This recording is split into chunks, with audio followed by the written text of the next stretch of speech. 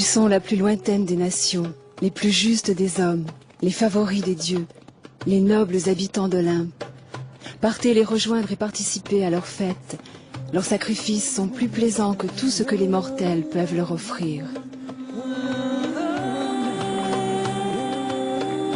Voici comment Homère décrivait les Nubiens il y a environ 3000 ans, un peuple africain vivant sur les bords du Nil.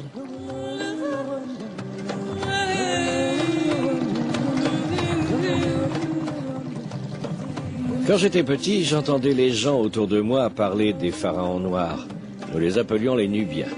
Je n'ai jamais imaginé qu'il existait réellement une région appelée Nubie. Cela ressemblait plus à un conte de fées.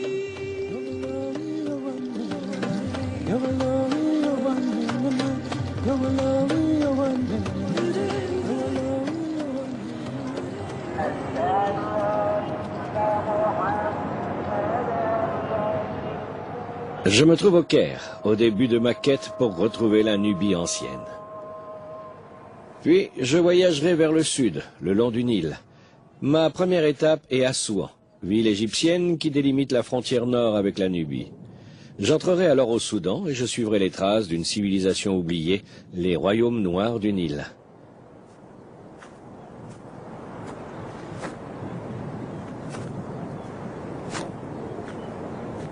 Depuis que je suis enfant, je désire voir les pyramides, et j'ai attendu 40 ans pour cela.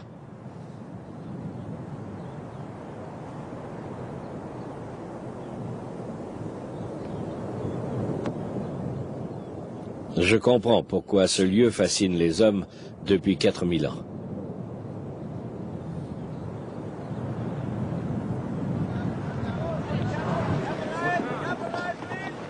Tout le monde admire l'Égypte ancienne, mais ils oublient parfois qu'il s'agit de l'Afrique. Des centaines de milliers de visiteurs viennent ici chaque année, mais depuis peu c'est devenu un lieu de pèlerinage pour les Afro-Américains. Pourquoi êtes-vous venu en Égypte ? Je crois que pour moi, c'est un rêve qui se réalise et une rencontre avec notre histoire et notre passé dont nous avons été si longtemps privés. Et qu'entendez-vous par nous ? Nous, je veux dire le peuple afro-américain.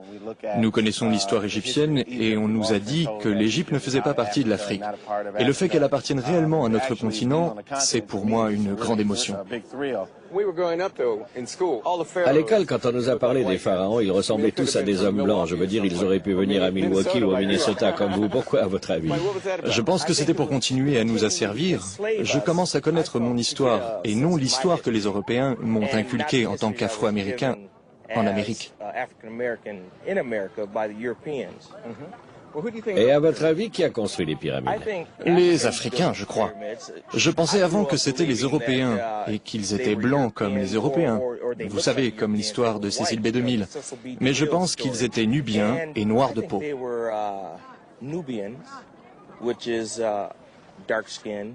Comme vous ou plus sombre ? Toutes les nuances, il y en a beaucoup, comme nous.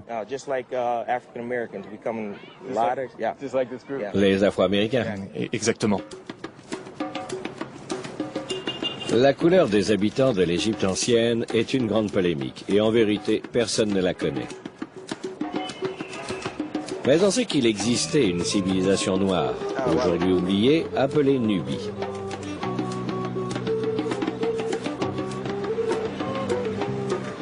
À combien sont les t-shirts ? 5 livres ? Trop cher. Je veux le prix nubien. Je suis nubien.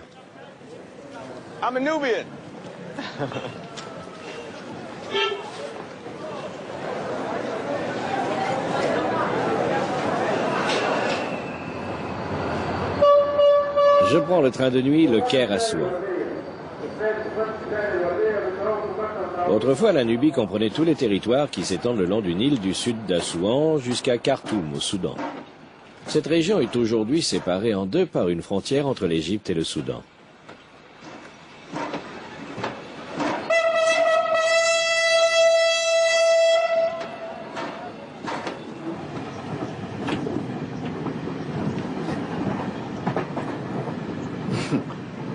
J'espérais qu'il y aurait plusieurs pièces. Enfin, c'est confortable.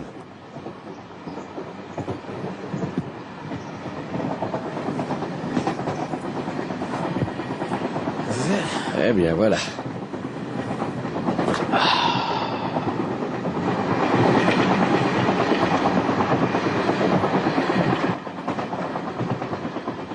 Les Afro-Américains sont obsédés par la Nubie. En Amérique, il doit y avoir 1 millier de magasins dont l'enseigne comporte le nom Nubie. Notre magasin préféré, à ma fille et à moi-même, s'appelle Nubian's Notions. Mais croyez-moi, il y a beaucoup d'autres choses. Lorsque j'ai posé ma candidature pour Yale, ma première phrase a été « Mon grand-père est de couleur, mon père est un nègre et je suis noir ». Aujourd'hui, mes filles sont afro-américaines et je parie que leurs enfants seront néo-nubiens. Vous voyez, si on ne sait pas exactement quelle était la couleur des pharaons égyptiens, on sait en revanche que les pharaons nubiens étaient noirs. J'ai entendu parler des Nubiens presque toute ma vie. C'est pourquoi je me trouve aujourd'hui dans un train en direction de la Nubie.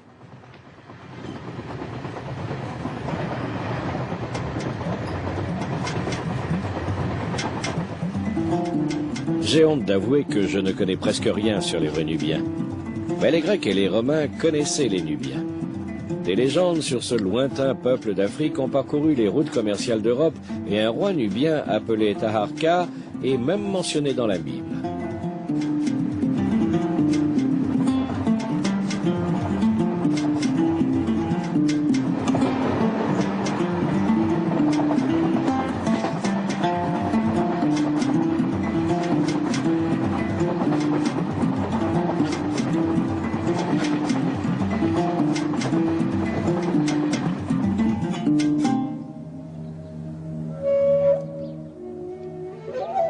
Mes recherches commencent ici, au temple d'Abou Simbel. Il s'avère que ce grand monument égyptien se trouve en fait en Nubie, construit à une époque où les Égyptiens la gouvernaient. La majorité des égyptologues ne s'intéressent pas à la Nubie, mais j'ai pu trouver un passionné, Besarmel Chamar. Selon lui, l'histoire nubienne a été ignorée pendant trop longtemps. Environ 1250 ans avant Jésus-Christ, Ramsès II, qui a régné 66 ans et 2 mois selon des archives, a ordonné à des travailleurs dévoués de venir dans la région et de construire, taillé dans les falaises, un temple dédié aux divinités nubiennes. Habituellement, dans les temples de Ramsès et des autres pharaons, vous trouvez des scènes très typiques illustrant le pharaon qui châtie ses prisonniers de guerre et montre ainsi son domaine et sa force. Mais dans ce temple que je vais vous montrer maintenant, nous pouvons voir les traits des visages taillés dans le rocher, et en particulier ceux de sa famille qu'il présente aux frères et sœurs nu-pieds. Il présente sa mère, ses sœurs, et l'un des meilleurs exemples est cette femme. Tout d'abord, nous pouvons remarquer que les traits de son visage sont typiquement nubiens. Puis la coiffure est également nubienne, avec le style africain et le style bien sûr de toutes les reines égyptiennes qui souhaitaient passer à la postérité. Nous savons que dans l'Égypte ancienne, les Nubiens étaient réputés pour leur beauté. Une chanson traditionnelle dit « Si seulement mon amour était nubien ».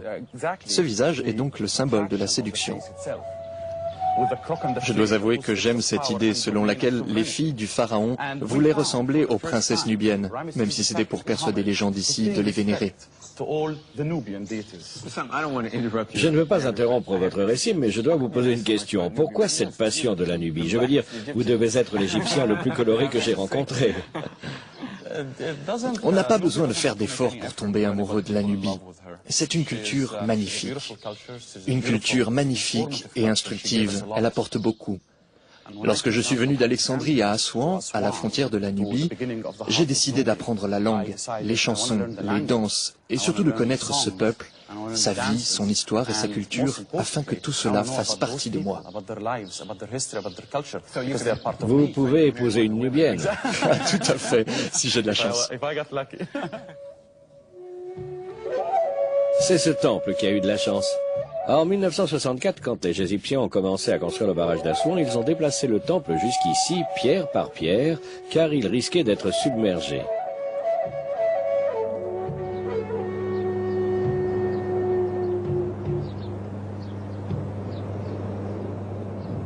Le barrage d'Assouan est le plus grand projet d'engineering que l'Égypte moderne ait jamais mené, apportant l'électricité et l'eau à tout le pays. Mais il a dévasté la Nubie, inondant 130 km² de territoire. Lorsque je regarde ce lac, je ne peux m'empêcher de penser à toute l'histoire d'une civilisation ancienne aujourd'hui perdue.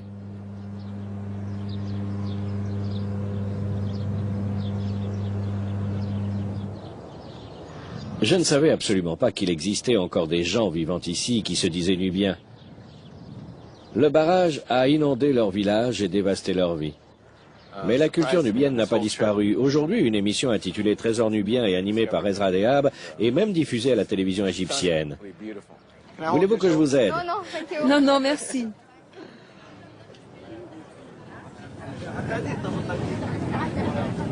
Vous voyez, je suis afro-américain. Et chez les Afro-Américains, on trouve une multitude de couleurs, de tailles et de silhouettes. Quand je regarde le peuple nubien sur ce bateau, c'est la même chose. Ils sont de toutes les couleurs. Oui, c'est vrai. Certains sont foncés, d'autres clairs. Les gens sur le bateau ne sont peut-être pas tous nubiens, mais je pense que la plupart le sont. Les Nubiens possèdent des traits et une couleur caractéristique. Et si je vous vois, je peux dire si vous êtes Nubien ou non. Ce n'est pas seulement par la couleur, mais par l'âme. L'âme? Oui, par l'âme. Et alors moi? Je pense que vous êtes Nubien. Oui, c'est ça, Nubien. Vous ressemblez aux Nubiens d'Assouan. Vraiment? Oui, je crois. Et la plupart vous disent salam alek ou bonjour. Ils pensent que vous êtes d'Assouan et que vous êtes Nubien. J'aime ça. Moi aussi. Vous voyez, les Afro-Américains sont fascinés par la Nubie. Ils aiment la Nubie. Ils veulent y aller alors qu'ils ne savent même pas où elle se trouve. Mais ils savent seulement qu'il y a eu des pharaons noirs, qu'ils ont gouverné l'Égypte. Ils pensent que le peuple nubien est le plus grand de tous les peuples noirs. Oui, parce que la Nubie fait partie de l'Afrique et les Afro-Américains aussi. Je pense que leur cœur, même s'ils vivent en Amérique, est resté en partie en Afrique.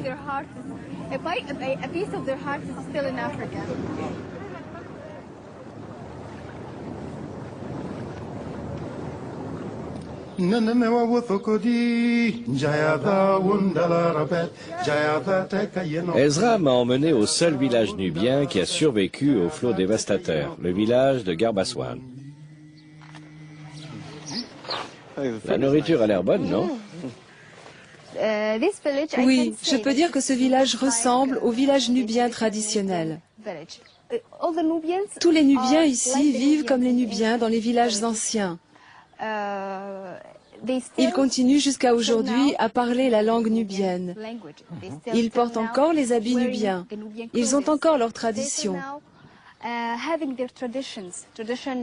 Des traditions pour tous les moments de la vie, les mariages, les célébrations. Et ils restent les mêmes? Je ne savais vraiment pas que les Nubiens protégeaient autant leurs traditions et qu'ils continuaient même à parler leur propre langue.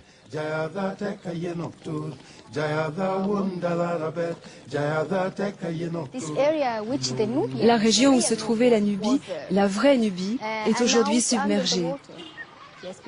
Oui, parce que l'eau ici recouvre tout. On peut seulement sauver les monuments et les gens.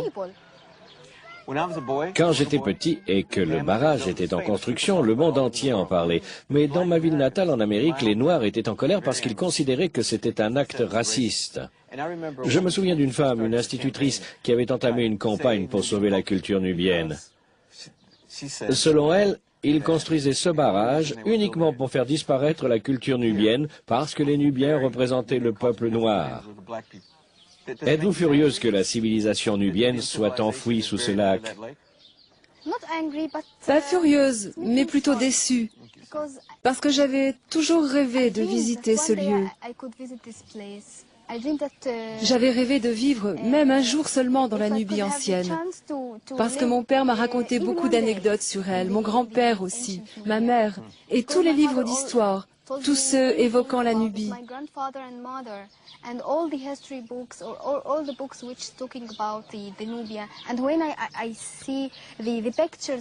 Et quand je regarde les images de la Nubie, des palmiers que l'eau est en train de recouvrir totalement, parfois je pleure.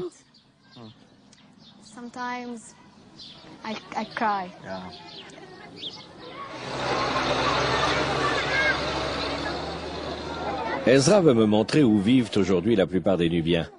Belana est l'un des villages que le gouvernement a fait construire il y a 35 ans pour les réfugiés du flot. À quelle distance du fleuve sommes-nous? Du fleuve? Oui, c'est environ à 2 kilomètres, mais ce n'est pas au bord du fleuve. Ce n'est pas juste au bord du fleuve, non. Et c'est loin? Oui. Ils ont perdu leur relation étroite avec le Nil. Parce que dans la Nubie ancienne, la plupart des maisons se trouvaient sur le bord du Nil et vous n'aviez à faire que quelques pas pour tremper votre pied dans l'eau.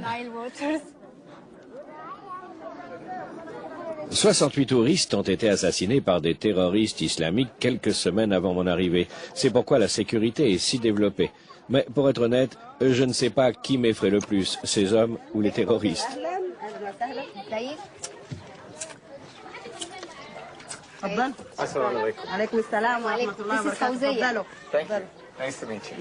Ezra voulait absolument que je rencontre Fawzia Suleiman, dont la famille a perdu sa maison dans les flots alors qu'elle n'avait que 9 ans.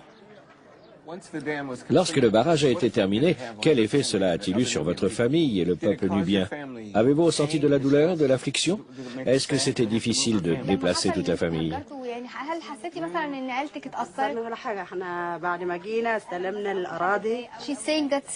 Elle dit que les avantages comptent plus que tout ce qu'ils ont perdu.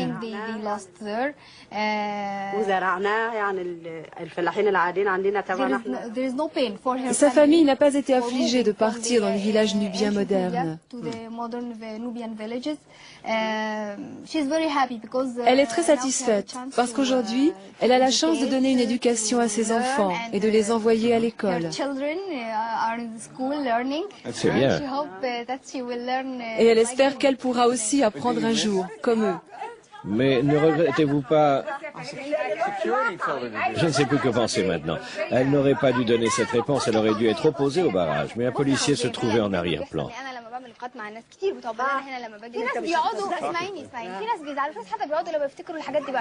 Il est clair que cette gentille femme a été conditionnée par les forces de sécurité qui nous protègent à l'extérieur de la menace terroriste pour raconter que la construction du barrage a changé sa vie, alors qu'en vérité c'est un drame pour elle, sa famille et ses voisins, pour tous ceux qui ont été déplacés par la force dans ce village artificiel.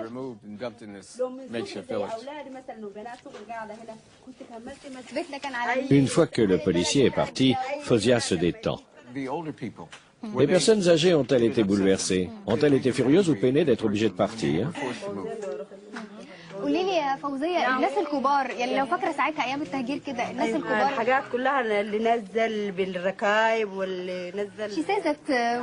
Elle dit que durant leur déplacement, la plupart des personnes âgées pleuraient et disaient adieu à leur terre, ou Afialigo en nubien. Afialigo.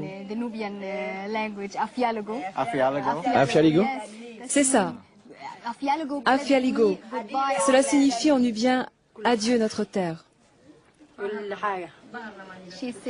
Elle dit qu'elle regrette absolument tout.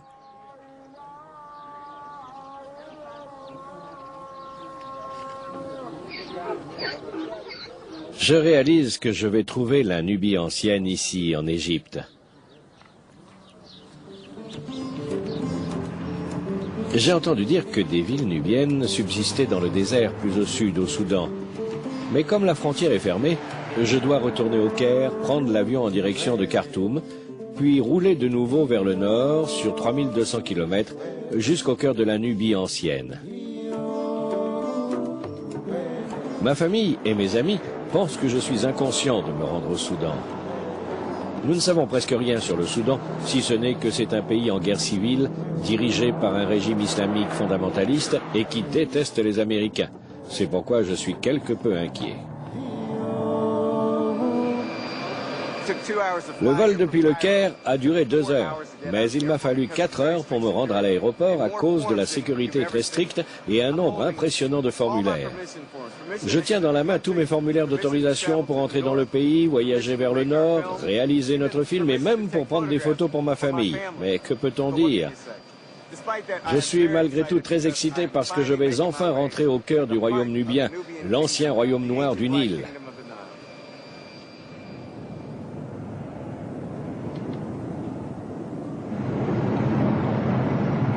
Le désert est si paisible. J'ai du mal à croire que je me trouve dans un pays déchiré par la famine et la guerre civile.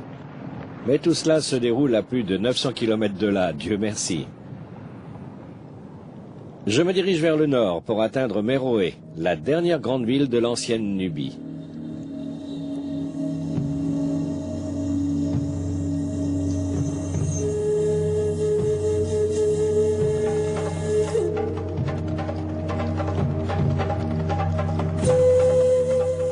Ces pyramides sont spectaculaires. J'ignorais totalement que des pyramides avaient été construites au beau milieu du désert soudanais.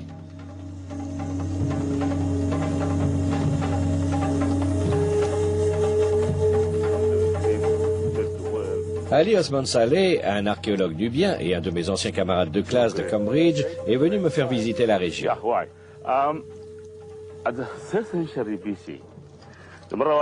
La ville de Méroé avait sa propre langue, une langue écrite. Une langue écrite? Oui, une langue écrite. Méroé contrôlait une vaste région. Ses habitants ont créé un art magnifique. C'est l'un des plus grands peuples du monde. Ils ont franchi une région extrêmement hostile, comme tu as pu le voir en venant ici. Ils l'ont franchie, ils l'ont conquise, et ils ont fondé une civilisation. J'ai peine à croire que 40 générations de reines et de rois nubiens sont enterrés ici. Méroé fut florissante pendant près de 1000 ans, depuis la Grèce antique jusqu'à la chute de Rome. Mais aujourd'hui encore, cette époque reste floue.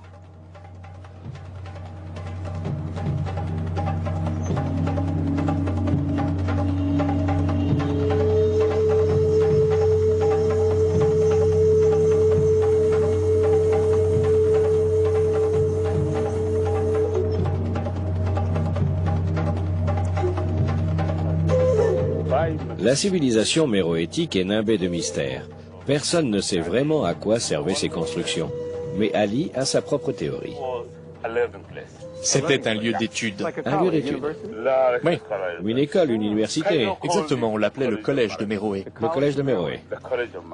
Aujourd'hui, nous réfléchissons sérieusement à cette théorie. Si c'est avéré, alors c'est la plus vieille université d'Afrique. En effet, la plus vieille université. Ce lieu ressemble à un collège. Je pense que c'est un lieu d'éducation. Il y a une grande quantité de pièces, beaucoup d'espace. Et lorsque l'on a effectué des fouilles l'an dernier, on a fait des découvertes qui viennent étayer cette théorie. Le département des études nubiennes se trouvait ici. C'est ça, le département des études nubiennes. Pourquoi pas? Nous marchons en ce moment sur l'allée du premier collège africain. L'université de Méroé. L'université de Méroé. Un collège vieux de 2000 ans, perdu dans le désert. Si c'est vraiment le cas, il devrait faire partie des plus beaux monuments du monde. Et pourtant, Méroé ressemble à un étrange mirage.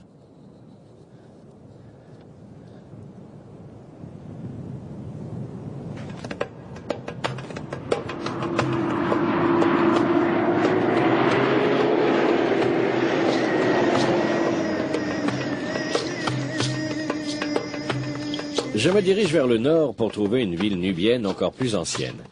Le trajet doit durer 2 jours, mais il n'y a ni route, ni hôtel, ni toilette, ni douche, uniquement du sable sur plus de 300 km.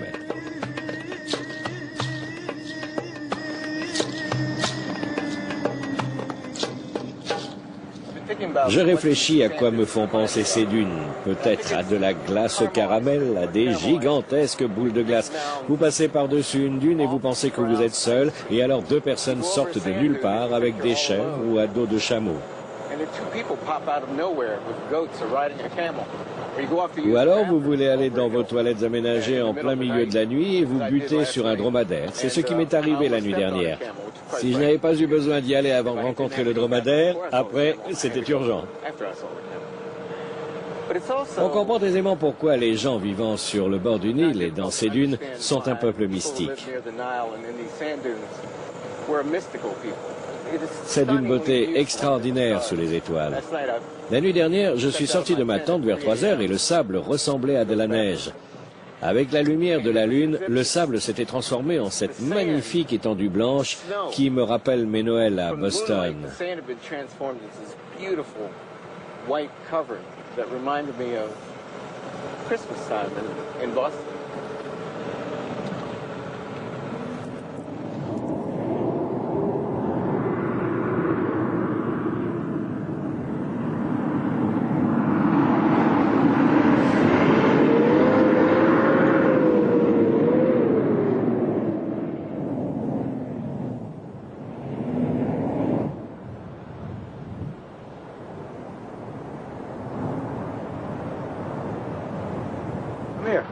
Amir, tu veux que je pousse?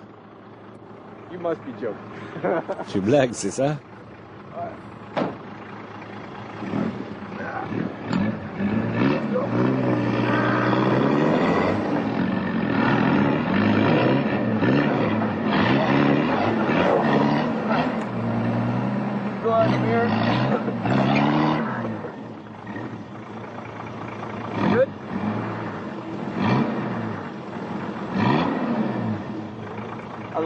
J'adore le sable en guise de petit déjeuner.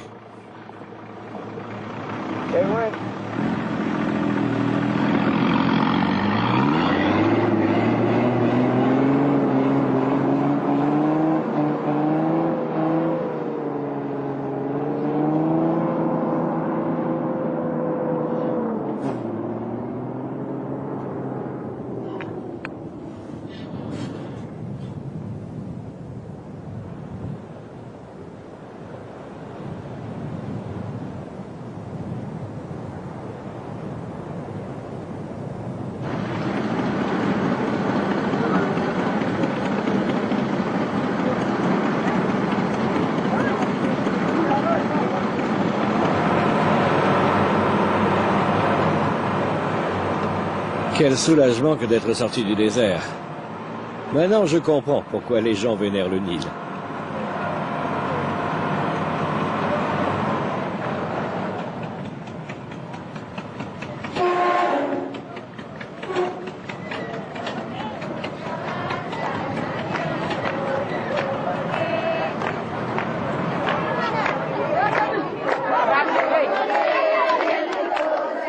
J'avais oublié que le Soudan était peuplé. J'assiste à un mariage nubien. J'aurai peut-être la chance de danser avec des princesses nubiennes.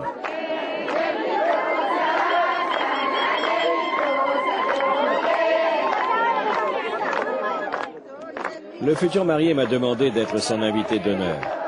Le beau Nubien sexy et élancé sur la gauche, c'est moi.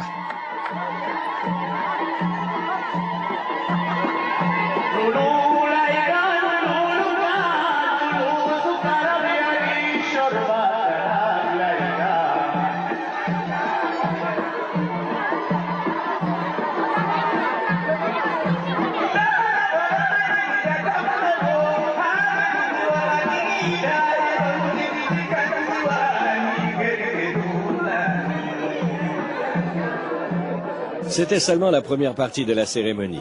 Nous voici maintenant des garçons d'honneur à la mode nubienne. Félicitations mon frère, comment vas-tu en ce jour? Très bien, très heureux. Heureux? Oui. Es-tu inquiet ou nerveux? Non, non, non. Lorsque je me suis marié, j'étais effrayé.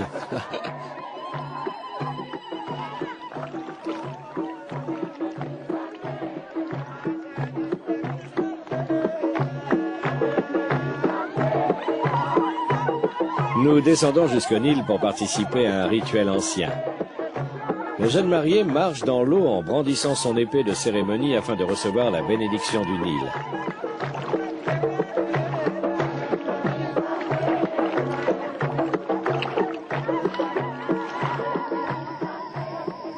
Je n'en ai pas envie, mais je dois partir. La Nubie ancienne m'attend.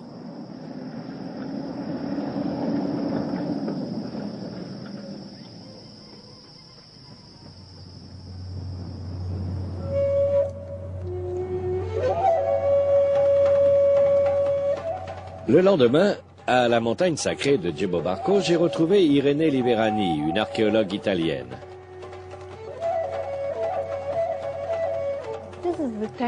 Voici le temple de Moté.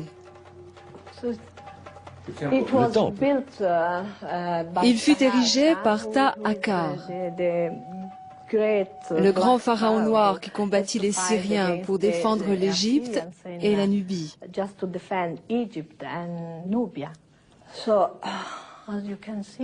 Comme vous pouvez le constater, il est très bien conservé. C'est magnifique. Nous pouvons voir ici de très beaux reliefs. Lorsque le dieu s'éveillait le matin, le prêtre ou le roi lui offrait de la bonne nourriture, des gâteaux et du lait. Et bien sûr, les prêtres lui jouaient de la musique pour qu'il se lève et jouisse de la beauté. let him wake up in joy. That's wonderful. It's a nice. La religion de la Nubie ancienne est très belle et très gaie.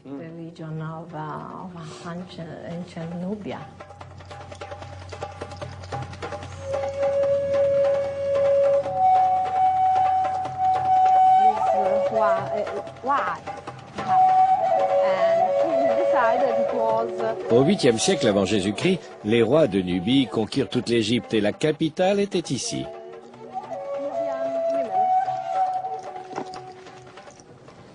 Dis-moi, Irénée, qui a construit ce temple? C'est Pianki qui a construit ce temple. Ou alors il l'a agrandi et remis à neuf après la défaite de l'Égypte. Et qui était Pianki? Pianki fut le premier pharaon noir.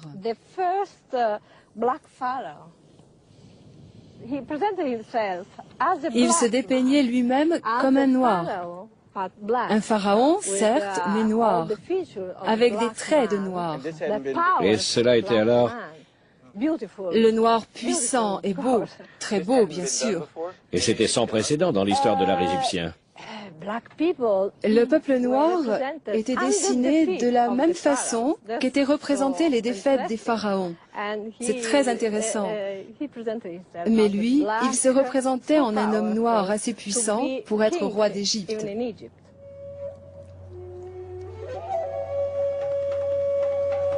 Les rois noirs ont gouverné sur l'Égypte ancienne pendant près d'un siècle. Mais combien d'entre nous en ont déjà entendu parler?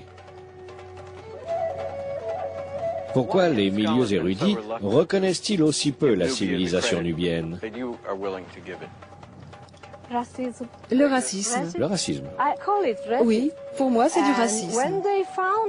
Et lorsqu'ils admettent que cette culture est si intéressante, si belle et si gigantesque, ils pensent d'abord « Oh, la Nubie a emprunté la culture égyptienne ».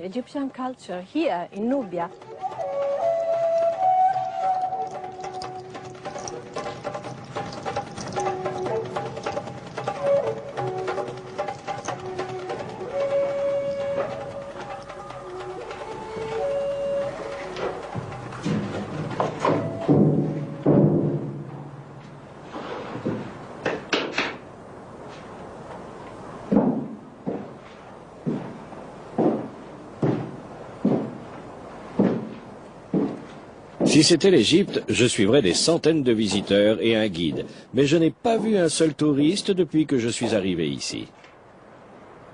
Je me trouve à l'intérieur de l'un des plus grands tombeaux datant de l'Antiquité, tout seul.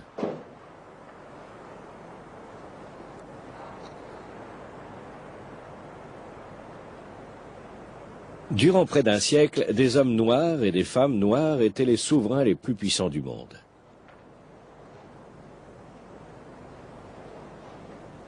C'est ici que j'ai trouvé le trésor que je recherchais, les pharaons noirs du Nil.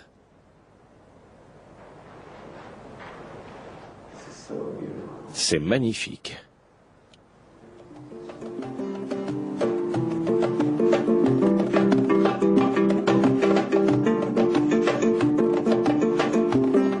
Qu'est-ce qui pourrait surpasser en beauté ces peintures?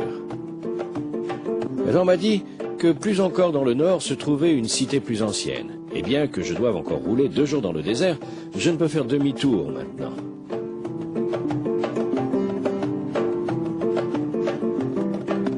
Sur la route, je tombe sur une véritable oasis. Le sable d'ici est connu pour ses bienfaits contre les rhumatismes. Je vais me faire enterrer dans le sable. Maintenant, je rentre là? Habillé? Ok, ma tête ici et de quel sens? Je suis tout engourdi après 12 heures dans la voiture, alors j'ai envie de tenter.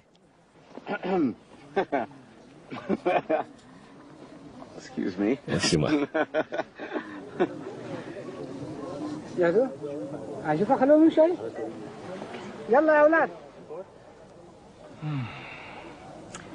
En vérité, je me sens plutôt bien. Je dois avouer que je me suis déjà fait enterrer dans le sable plusieurs fois par mes filles quand elles étaient petites, et cela n'a jamais soigné aucun mot, si ce n'est leur ennui. J'ai l'impression d'être une momie.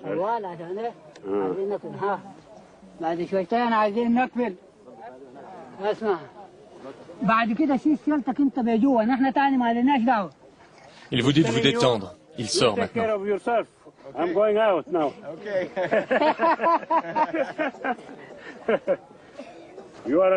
Vous restez seul. Je suis seul, c'est joli et paisible là-dedans. Je ne sais pas si ce fut bienfaisant pour moi, mais une chose est sûre, j'étais l'attraction pour les villageois.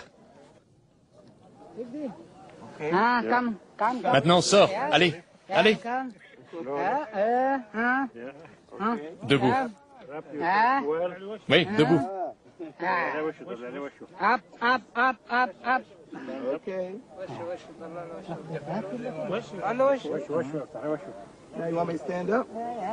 Je dois me lever. Allez. To the house. Salam alaikum. Okay. To the house. Here is nice.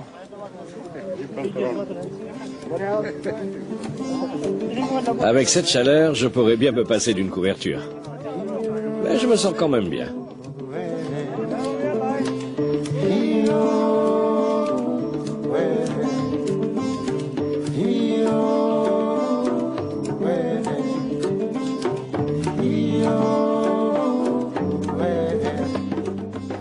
Je me dirige maintenant vers le point le plus au nord, la région autour de la troisième cataracte. C'est là que des découvertes fabuleuses sur la Nubie ancienne ont été effectuées dernièrement. Voici la plus ancienne région de Nubie. Le pays mystérieux, appelé Kouch par les habitants de l'Égypte ancienne. C'est également à cet endroit que le gouvernement soudanais projette de construire un barrage hydroélectrique. Encore une fois, la Nubie est menacée par l'eau. Les villageois seront obligés de partir et les vestiges archéologiques seront perdus. L'histoire se répète.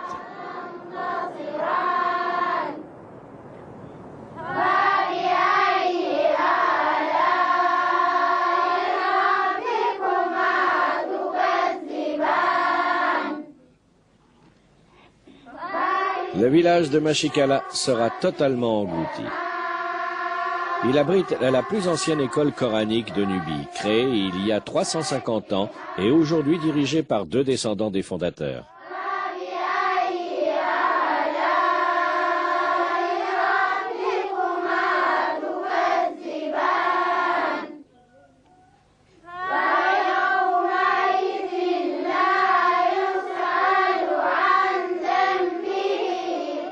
Qu'adviendra-t-il de ce village si on construit un barrage ? Ce n'est pas un problème. Nous sommes tous ravis. Nous souhaitons aujourd'hui voir le barrage construit très vite. Mais l'école sera-t-elle détruite ? Je vais vous dire quelque chose. Si quelqu'un vient faire un barrage ici et me dit de quitter ma mosquée ou ma maison, alors je me sentirai comme si mon père mourait aujourd'hui.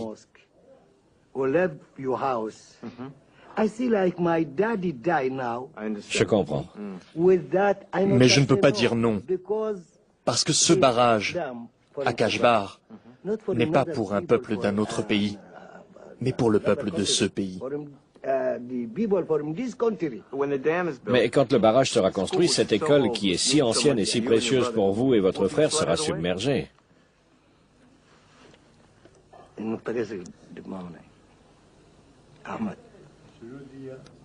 Cheikh Hachi interrompt notre interview pour s'adresser à notre interprète. La langue est une barrière, mais je sais qu'il m'a compris. Tout comme Fonzia en Égypte, je crois qu'il a peur d'exprimer sa pensée. Je suis professeur également, et je sais que si je devais perdre mon école, si elle était submergée, je serais bouleversé. Que peut-on faire? Ce qu'on peut faire, rien.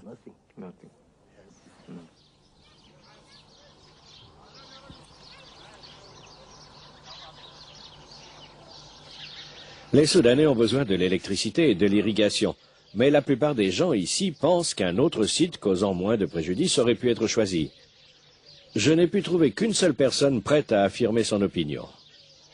Souad Abrahen est la grande dame de la politique nubienne. Elle pense que l'indépendance farouche du peuple nubien représente une menace pour le gouvernement fondamentaliste. Ces barrages ont déplacé les fondations de notre culture. Nous ne sommes pas un sang pur. Nous sommes les représentants d'une culture ancienne qui a réussi à rester vivante, après même que nous ayons perdu la capacité d'écrire. Nous connaissons mal les lettres nubiennes. Je commence tout juste à combler mon ignorance. Ces gens sont les piliers de notre culture.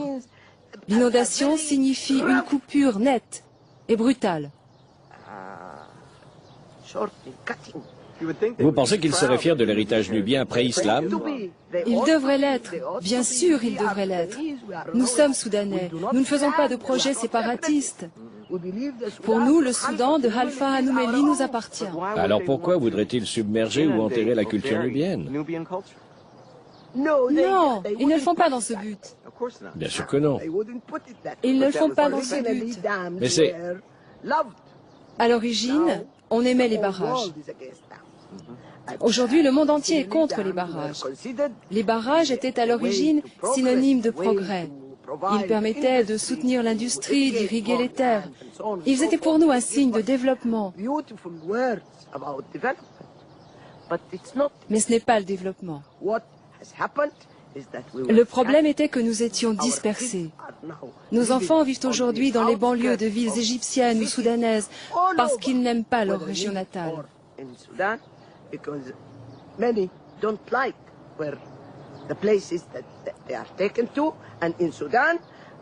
Le barrage de Kashbar au Soudan est différent car c'est un instrument de politique et il n'a rien à voir avec le développement.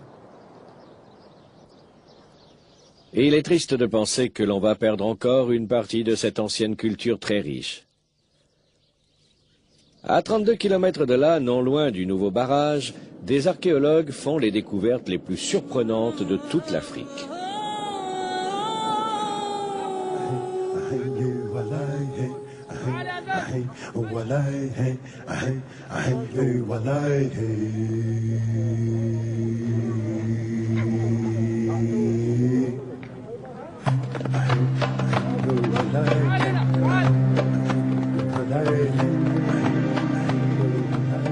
Voici Kerma, la première capitale de la Nubie, une cité de 4000 ans qui semble sortir du sable.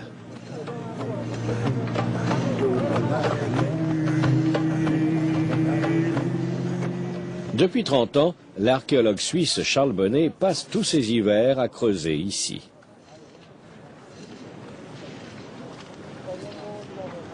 Nous avons ici les personnes qui effectuent le premier nettoyage de la surface.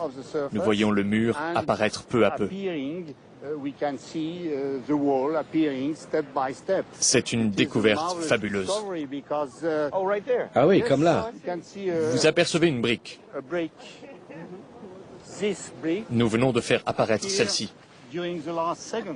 Et cette brique a environ 3800 ans. 3800 ans. Oui, exactement.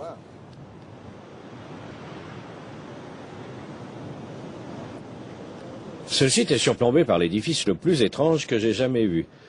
Je trouve qu'il ressemble à une gigantesque termitière. Ce monument est une défoufa.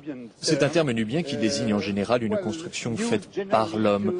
Et vous pouvez l'apercevoir de très loin. En fait, c'est ce qui reste d'un temple gigantesque.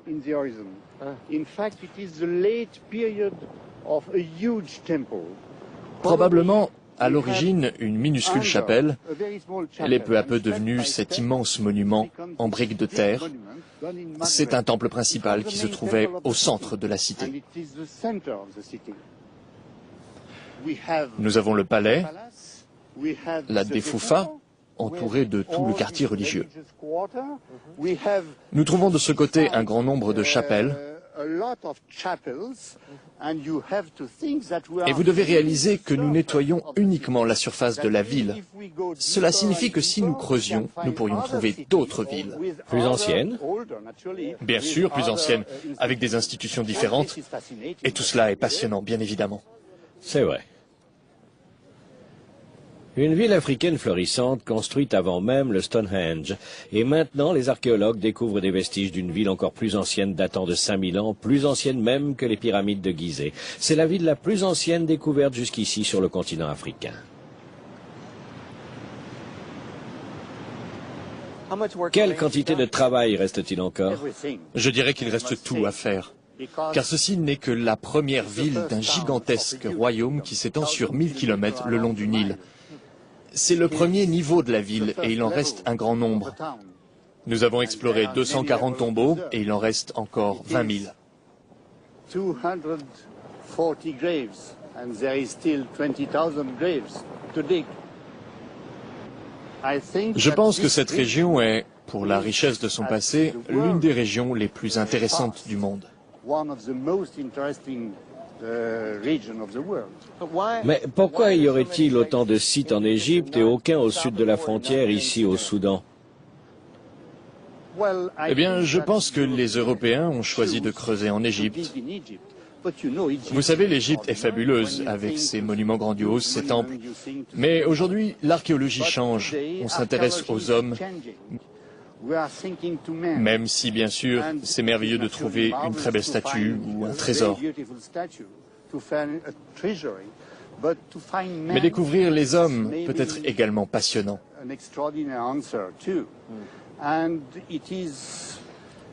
Et c'est pourquoi cette région me fascine, parce qu'elle me permet de découvrir l'homme du passé pour mieux comprendre l'homme d'aujourd'hui.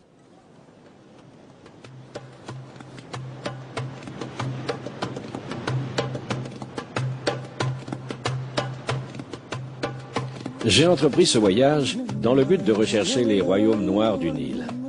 Pour être honnête, j'avais peur que les légendes des cités perdues et des pharaons noirs ne soient que le fruit de l'imagination populaire. Je n'ai jamais pensé trouver des pyramides, des tombeaux décorés ou des cités entières, mais ce qui m'attriste profondément, c'est qu'une grande partie de cette civilisation pourrait disparaître avant même qu'on puisse la comprendre.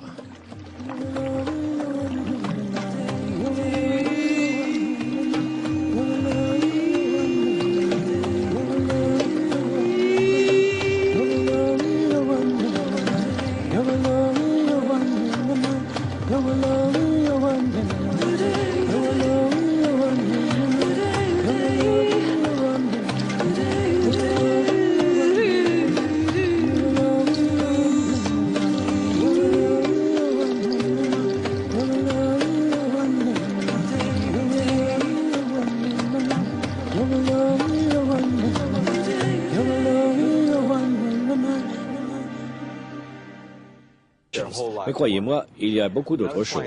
Lorsque j'ai posé ma candidature pour Yale, ma première phrase a été « Mon grand-père est de couleur, mon père est un nègre et je suis noir ».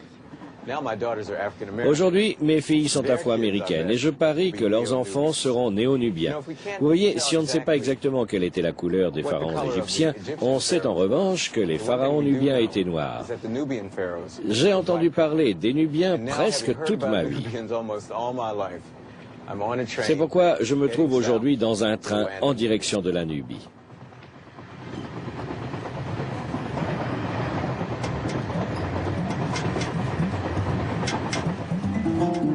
J'ai honte d'avouer que je ne connais presque rien sur les vrais Nubiens.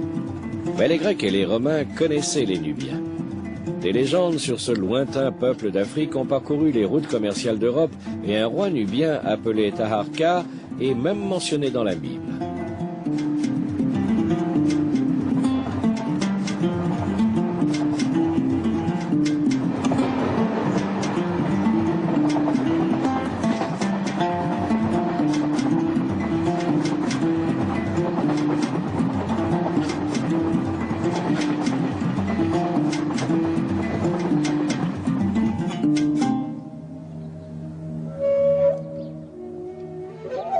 Mes recherches commencent ici, au temple d'Abou Simbel. Il s'avère que ce grand monument égyptien se trouve en fait en Nubie, construit à une époque où les Égyptiens la gouvernaient. La majorité des égyptologues ne s'intéressent pas à la Nubie, mais j'ai pu trouver un passionné, Besarmel Chamar.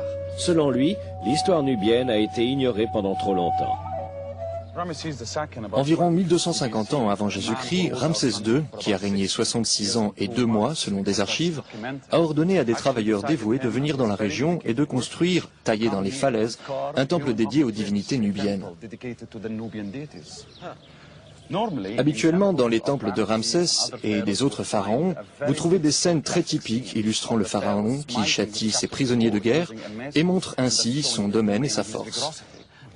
Mais dans ce temple que je vais vous montrer maintenant, nous pouvons voir les traits des visages taillés dans le rocher, et en particulier ceux de sa famille qu'il présente aux frères et sœurs nu-pieds. Il présente sa mère, ses sœurs, et l'un des meilleurs exemples est cette femme. Tout d'abord, nous pouvons remarquer que les traits de son visage sont typiquement nubiens. Puis la coiffure est également nubienne, avec le style africain et le style bien sûr de toutes les reines égyptiennes qui souhaitaient passer à la postérité. Nous savons que dans l'Égypte ancienne, les Nubiens étaient réputés pour leur beauté.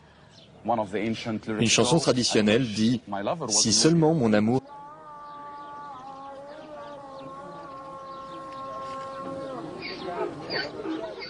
Je réalise que je vais trouver la Nubie ancienne ici, en Égypte. J'ai entendu dire que des villes nubiennes subsistaient dans le désert plus au sud, au Soudan. Mais comme la frontière est fermée, je dois retourner au Caire, prendre l'avion en direction de Khartoum, puis rouler de nouveau vers le nord sur 3200 km jusqu'au cœur de la Nubie ancienne. Ma famille et mes amis pensent que je suis inconscient de me rendre au Soudan. Nous ne savons presque rien sur le Soudan, si ce n'est que c'est un pays en guerre civile, dirigé par un régime islamique fondamentaliste et qui déteste les Américains. C'est pourquoi je suis quelque peu inquiet. Le vol depuis le Caire a duré 2 heures, mais il m'a fallu 4 heures pour me rendre à l'aéroport à cause de la sécurité très stricte et un nombre impressionnant de formulaires. Je tiens dans la main tous mes formulaires d'autorisation pour entrer dans le pays, voyager vers le nord, réaliser notre film et même pour prendre des photos pour ma famille. Mais que peut-on dire ? Je suis malgré tout très excité parce que je vais enfin rentrer au cœur du royaume nubien, l'ancien royaume noir du Nil.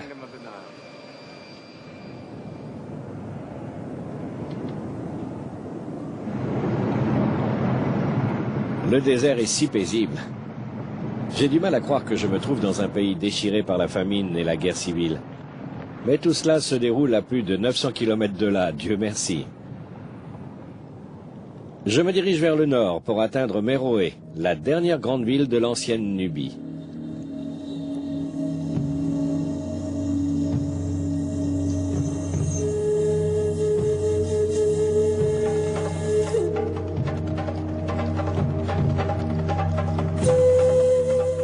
Ces pyramides sont spectaculaires. J'ignorais totalement que des pyramides avaient été construites au beau milieu du désert soudanais.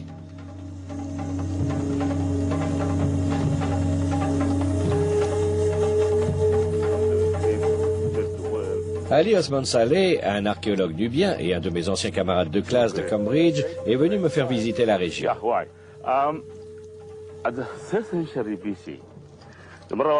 La ville de Méroé avait sa propre langue, une langue écrite. Une langue écrite ? Oui, une langue écrite. Méroé contrôlait une vaste région. Ses habitants ont créé un art magnifique. C'est l'un des plus grands peuples du monde. Ils ont franchi une région extrêmement hostile, comme tu as pu le voir en venant ici. Ils l'ont franchie, ils l'ont conquise, et ils ont fondé une civilisation. Le racisme. Le racisme. Oui, pour moi c'est du racisme. Et lorsqu'ils admettent que cette culture est si intéressante, si belle et si gigantesque, ils pensent d'abord « Oh, la Nubie a emprunté la culture égyptienne ».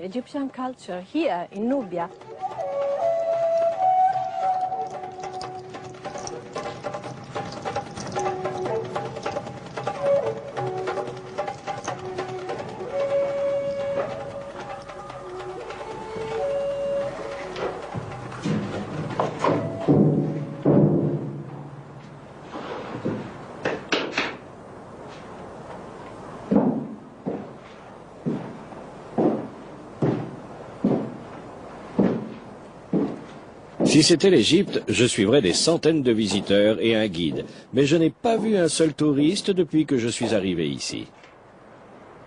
Je me trouve à l'intérieur de l'un des plus grands tombeaux datant de l'Antiquité, tout seul.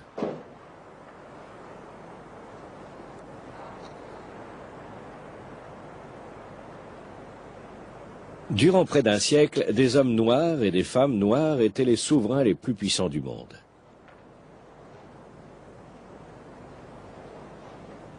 C'est ici que j'ai trouvé le trésor que je recherchais, les pharaons noirs du Nil.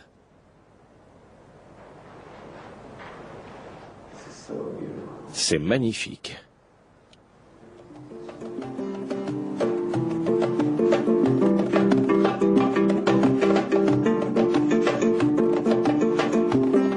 Qu'est-ce qui pourrait surpasser en beauté ces peintures? On m'a dit que plus encore dans le nord se trouvait une cité plus ancienne. Et bien que je doive encore rouler 2 jours dans le désert, je ne peux faire demi-tour maintenant.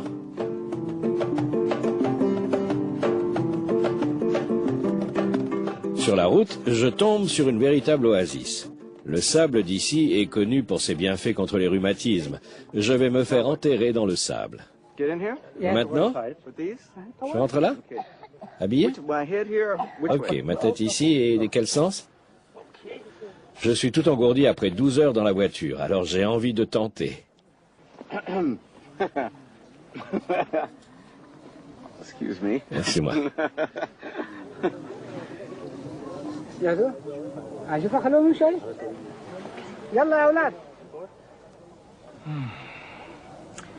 En vérité, je me sens plutôt bien.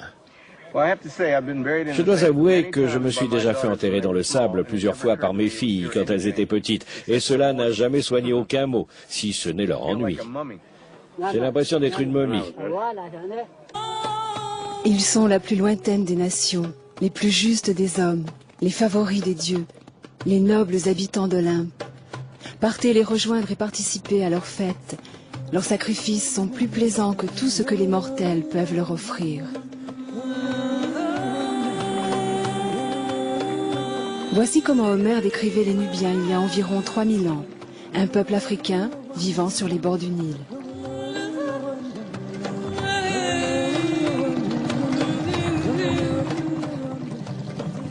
Quand j'étais petit, j'entendais les gens autour de moi parler des pharaons noirs. Nous les appelions les Nubiens. Je n'ai jamais imaginé qu'il existait réellement une région appelée Nubie. Cela ressemblait plus à un conte de fées.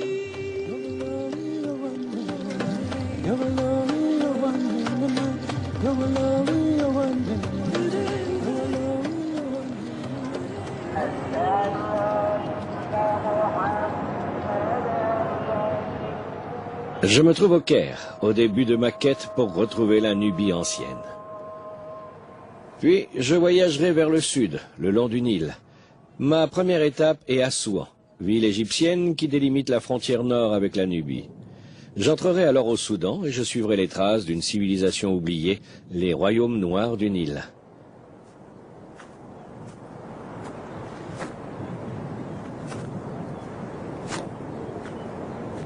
Depuis que je suis enfant, je désire voir les pyramides, et j'ai attendu 40 ans pour cela.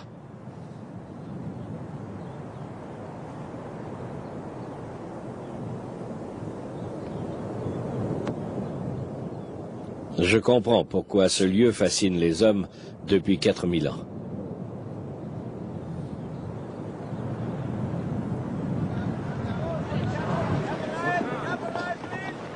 Tout le monde admire l'Égypte ancienne, mais ils oublient parfois qu'il s'agit de l'Afrique. Des centaines de milliers de visiteurs viennent ici chaque année, mais depuis peu c'est devenu un lieu de pèlerinage pour les Afro-Américains. Pourquoi êtes-vous venu en Égypte? Je crois que pour moi, c'est un rêve qui se réalise et une rencontre avec notre histoire et notre passé dont nous avons été si longtemps privés. Et qu'entendez-vous par nous? Nous, je veux dire le peuple afro-américain. Nous connaissons l'histoire égyptienne et on nous a dit que l'Égypte ne faisait pas partie de l'Afrique. Et le fait qu'elle appartienne réellement à notre continent, c'est pour moi une grande émotion. À l'école, quand on nous a parlé des pharaons, ils ressemblaient tous à des hommes blancs. Je veux dire, ils auraient pu venir à Milwaukee ou au Minnesota comme vous. Pourquoi, à votre avis? Je pense que c'était pour continuer à nous asservir. Je commence à connaître mon histoire, et non l'histoire que les Européens m'ont inculquée en tant qu'Afro-Américain en Amérique. Le grand monument égyptien se trouve en fait en Nubie, construit à une époque où les Égyptiens la gouvernaient. La majorité des égyptologues ne s'intéressent pas à la Nubie, mais j'ai pu trouver un passionné, Besarmel Chamar. Selon lui, l'histoire nubienne a été ignorée pendant trop longtemps. Environ 1250 ans avant Jésus-Christ, Ramsès II, qui a régné 66 ans et 2 mois selon des archives, a ordonné à des travailleurs dévoués de venir dans la région et de construire, taillé dans les falaises, un temple dédié aux divinités nubiennes. Habituellement, dans les temples de Ramsès et des autres pharaons, vous trouvez des scènes très typiques illustrant le pharaon qui châtie ses prisonniers de guerre et montre ainsi son domaine et sa force. Mais dans ce temple que je vais vous montrer maintenant, nous pouvons voir les traits des visages taillés dans le rocher, et en particulier ceux de sa famille qu'il présente aux frères et sœurs nu-pieds. Il présente sa mère, ses sœurs, et l'un des meilleurs exemples est cette femme. Tout d'abord, nous pouvons remarquer que les traits de son visage sont typiquement nubiens. Puis la coiffure est également nubienne, avec le style africain et le style bien sûr de toutes les reines égyptiennes qui souhaitaient passer à la postérité. Nous savons que dans l'Égypte ancienne, les Nubiens étaient réputés pour leur beauté. Une chanson traditionnelle dit « Si seulement mon amour était nubien ». Ce visage est donc le symbole de la séduction. Je dois avouer que j'aime cette idée selon laquelle les filles du pharaon voulaient ressembler aux princesses nubiennes, même si c'était pour persuader les gens d'ici de les vénérer. Je ne veux pas interrompre votre récit, mais je dois vous poser une question. Pourquoi cette passion de la Nubie? Je veux dire, vous devez être l'Égyptien le plus coloré que j'ai rencontré. On n'a pas besoin de faire d'efforts pour tomber amoureux de la Nubie. C'est une culture magnifique. Une culture magnifique et instructive. Elle apporte beaucoup. Lorsque je suis venu d'Alexandrie à Assouan, à la frontière de la Nubie, j'ai décidé d'apprendre la langue, les chansons, les danses, et surtout de connaître ce peuple, sa vie, son histoire et sa culture, afin que tout cela fasse partie de moi. Vous pouvez épouser une Nubienne. Tout à fait, si j'ai de la chance. C'est ce temple qui a eu de la chance. En 1964, quand les Égyptiens ont commencé à construire le barrage d'Assouan, ils ont déplacé le temple jusqu'ici, pierre par pierre, car il risquait d'être submergé.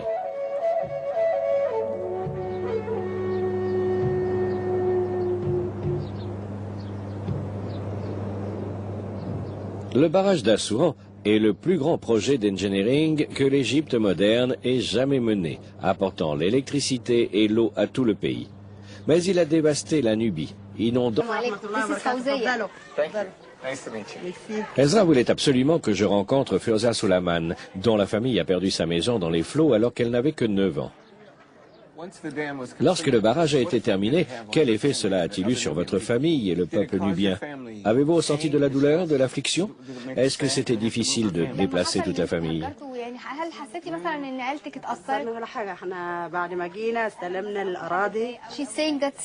Elle dit que les avantages comptent plus que tout ce qu'ils ont perdu.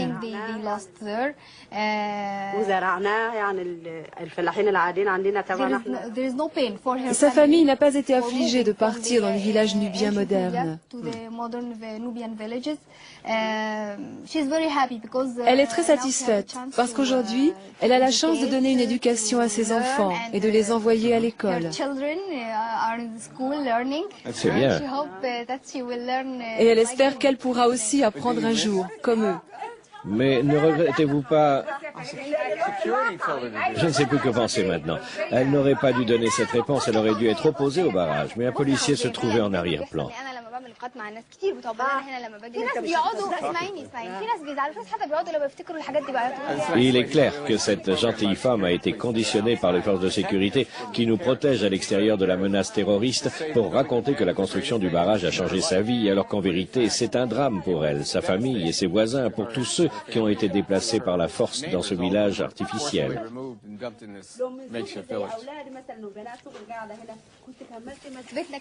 Une fois que le policier est parti, Fozia se détend. Les personnes âgées ont-elles été bouleversées? Ont-elles été furieuses ou peinées d'être obligées de partir? قولي لي يا فوزيه، الناس الكبار يعني لو فاكره ساعتها ايام التهجير كده، الناس الكبار الحاجات كلها اللي نزل بالركايب واللي نزل. Elle dit que durant leur déplacement, la plupart des personnes âgées pleuraient et disaient adieu à leur terre, ou Afialigo en nubien. Afialigo. Afialigo? C'est ça. Afialigo. Cela signifie en nubien adieu notre terre. Elle dit qu'elle regrette absolument tout.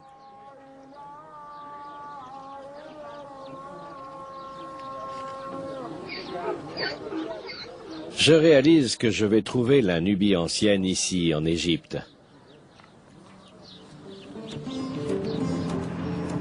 J'ai entendu dire que des villes nubiennes subsistaient dans le désert plus au sud, au Soudan. Mais comme la frontière est fermée, je dois retourner au Caire, prendre l'avion en direction de Khartoum, puis rouler de nouveau vers le nord sur 3200 km jusqu'au cœur de la Nubie ancienne.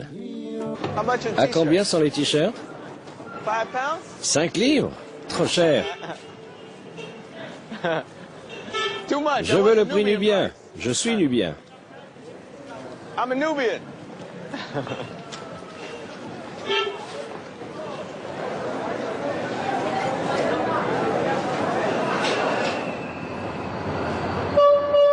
Je prends le train de nuit, le Caire à Souan. Autrefois, la Nubie comprenait tous les territoires qui s'étendent le long du Nil du sud d'Assouan jusqu'à Khartoum, au Soudan. Cette région est aujourd'hui séparée en deux par une frontière entre l'Égypte et le Soudan.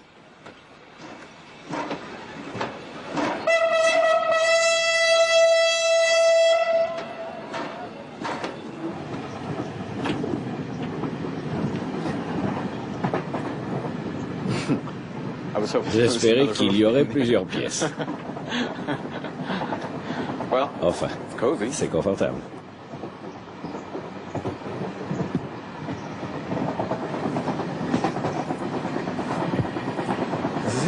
Eh bien, voilà.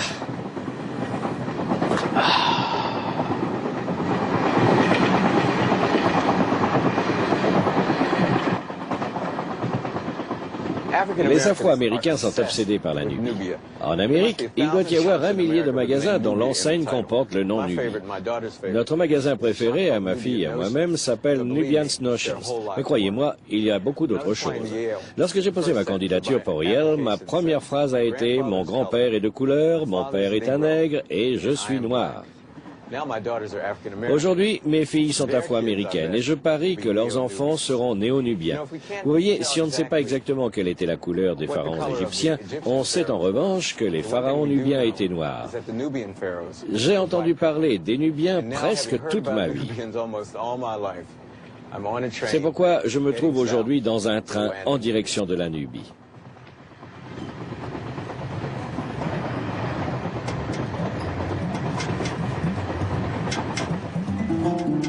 J'ai honte d'avouer que je ne connais presque rien sur les vrais Nubiens. Mais les Grecs et les Romains connaissaient les Nubiens. Des légendes sur ce lointain peuple d'Afrique ont parcouru les routes commerciales d'Europe et un roi nubien appelé Taharqa est même mentionné dans la Bible.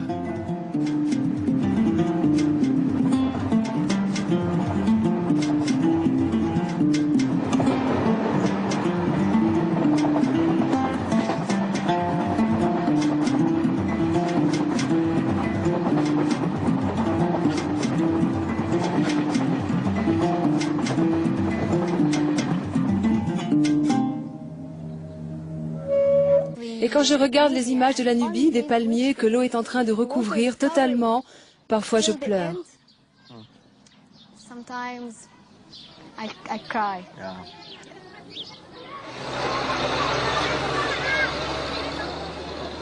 Ezra veut me montrer où vivent aujourd'hui la plupart des Nubiens. Belana est l'un des villages que le gouvernement a fait construire il y a 35 ans pour les réfugiés du flot. À quelle distance du fleuve sommes-nous? Du fleuve? Oui, c'est environ à 2 kilomètres, mais ce n'est pas au bord du fleuve.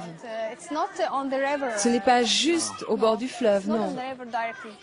Et c'est loin? Oui. Ils ont perdu leur relation étroite avec le Nil. Parce que dans la Nubie ancienne, la plupart des maisons se trouvaient sur le bord du Nil et vous n'aviez à faire que quelques pas pour tremper votre pied dans l'eau.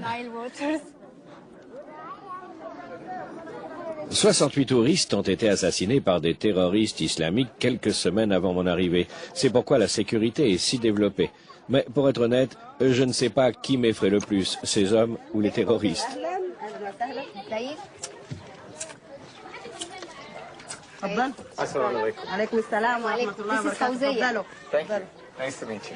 Ezra voulait absolument que je rencontre Fioza Suleiman, dont la famille a perdu sa maison dans les flots alors qu'elle n'avait que 9 ans.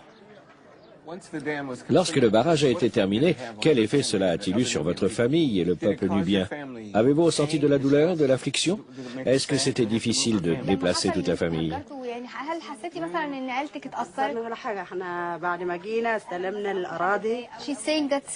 Elle dit que les avantages comptent plus que tout ce qu'ils ont perdu.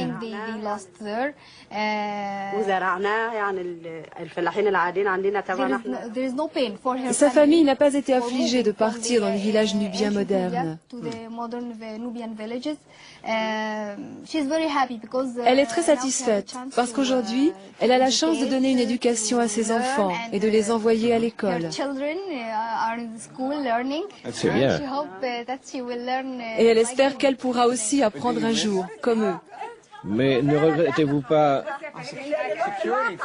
Je ne sais plus que penser maintenant. Elle n'aurait pas dû donner cette réponse, elle aurait dû être opposée au barrage. Mais un policier se trouvait en arrière-plan.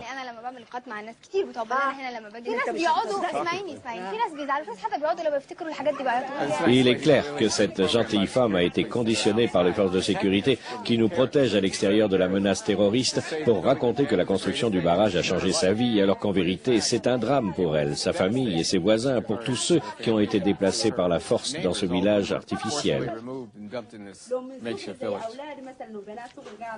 Enfant, je désire voir les pyramides et j'ai attendu 40 ans pour cela.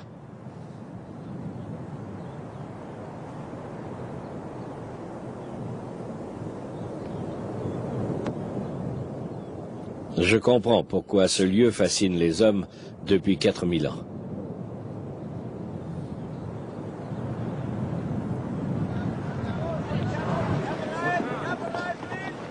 Tout le monde admire l'Égypte ancienne, mais ils oublient parfois qu'il s'agit de l'Afrique. Des centaines de milliers de visiteurs viennent ici chaque année, mais depuis peu c'est devenu un lieu de pèlerinage pour les Afro-Américains. Pourquoi êtes-vous venu en Égypte? Je crois que pour moi, c'est un rêve qui se réalise et une rencontre avec notre histoire et notre passé dont nous avons été si longtemps privés. Et qu'entendez-vous par nous? Nous, je veux dire le peuple afro-américain. Nous connaissons l'histoire égyptienne et on nous a dit que l'Égypte ne faisait pas partie de l'Afrique. Et le fait qu'elle appartienne réellement à notre continent, c'est pour moi une grande émotion.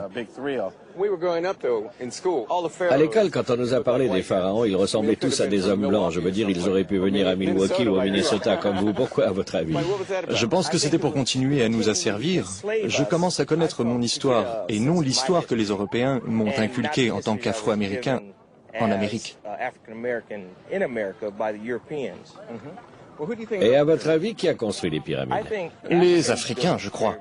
Je pensais avant que c'était les Européens et qu'ils étaient blancs comme les Européens. Vous savez, comme l'histoire de Cécile B2000. Mais je pense qu'ils étaient nubiens et noirs de peau.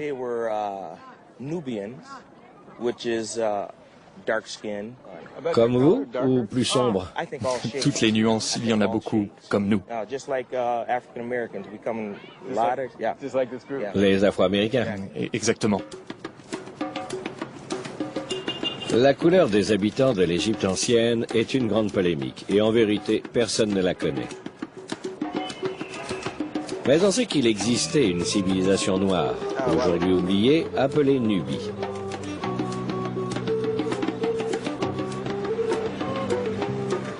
À combien sont les t-shirts? 5 livres? Trop cher. Je veux le prix nubien. Je suis nubien. I'm a Nubian.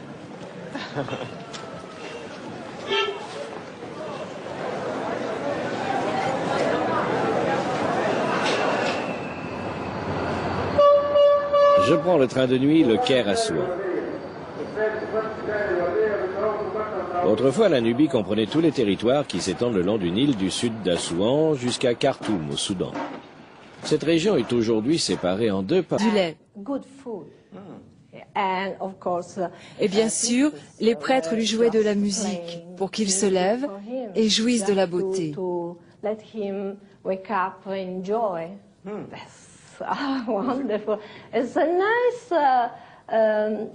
La religion de la Nubie ancienne est très belle et très gaie.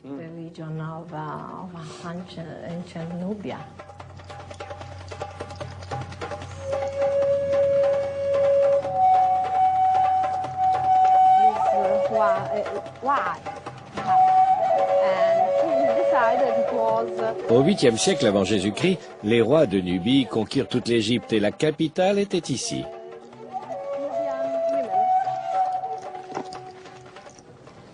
Dis-moi, Irénée, qui a construit ce temple?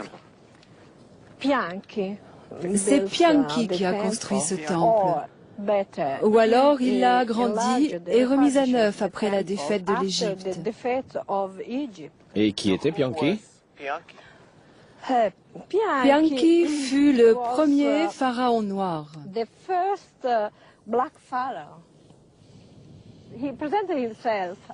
Il se dépeignait lui-même comme un noir. Un pharaon, certes, mais noir, avec des traits de noir. Et cela était alors? Le noir puissant et beau, très beau bien sûr.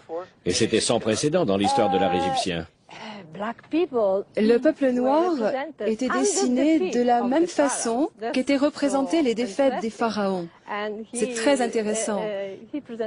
Mais lui, il se représentait en un homme noir assez puissant pour être roi d'Égypte.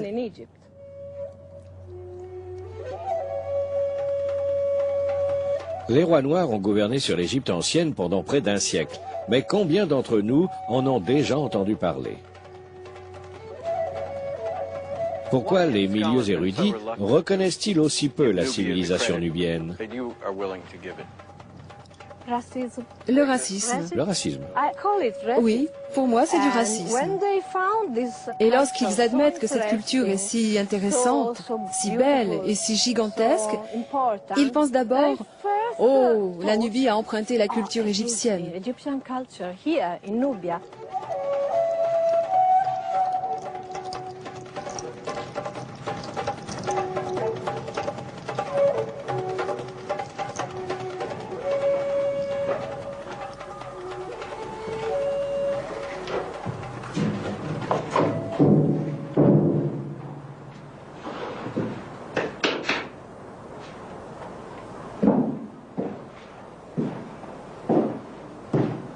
Pour les réfugiés du flot.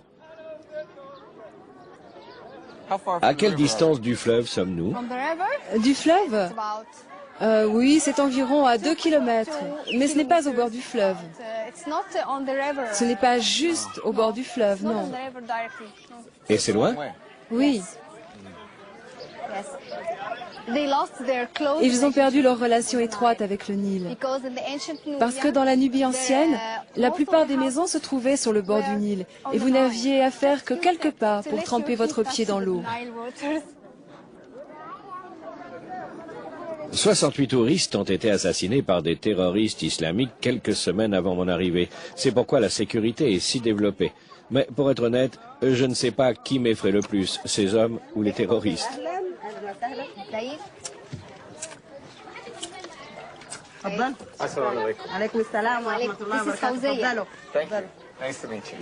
Ezra voulait absolument que je rencontre Feuza Suleiman, dont la famille a perdu sa maison dans les flots alors qu'elle n'avait que 9 ans.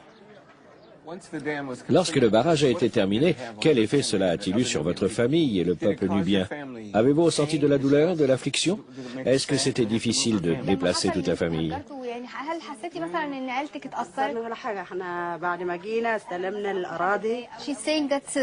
Elle dit que les avantages comptent plus que tout ce qu'ils ont perdu.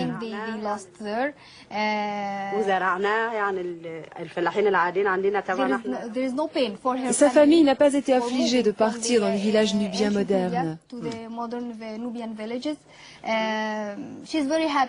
Elle est très satisfaite parce qu'aujourd'hui, elle a la chance de donner une éducation à ses enfants et de les envoyer à l'école. C'est bien.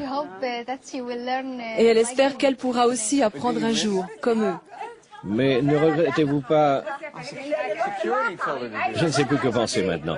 Elle n'aurait pas dû donner cette réponse, elle aurait dû être opposée au barrage. Mais un policier se trouvait en arrière-plan.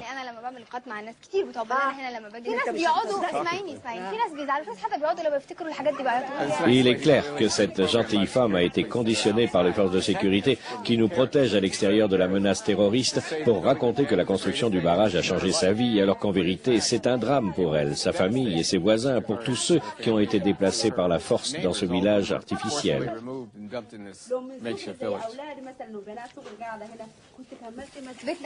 Une fois que le policier est parti, Fozia se détend.